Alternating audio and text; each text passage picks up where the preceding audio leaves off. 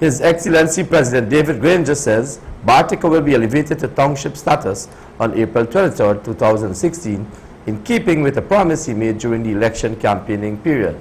Sasha Ramsaran reports. On the basis of the promise made by President David Granger during his elections campaign, Bartica will attain the status of a town come next year, April.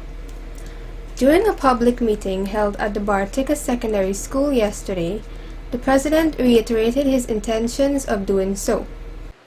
I made a promise when I was campaigning, and I promised that Bartica will be a town before the 26th of May 2016, the 50th anniversary of independence.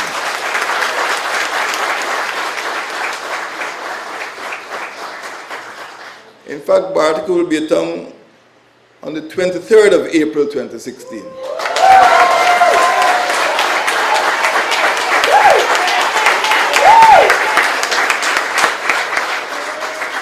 So you have 10 months warning, 10 months notice, 10 months to prepare for the biggest party Bartica has ever had. When questioned about the significance of the date, the President told the gathering that it was on April 23rd, 178 years ago, that the ordinance was issued by the colonial government, and his government is aiming to make that ordinance a reality.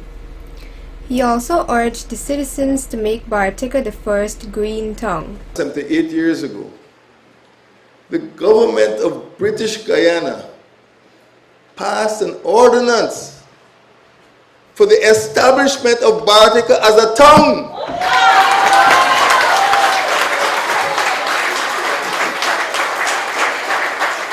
A 178 years ago, the colonial government passed an ordinance for the establishment of Bartica as a town. It will be fulfilled next year on the 23rd of April, the same day. President Granger emphasized the need to reduce the use of styrofoam and plastic and focus on the proper solid waste disposal. He also stated the need for citizens to start thinking of a sustainable economy and get involved in the cleaning up of their surroundings.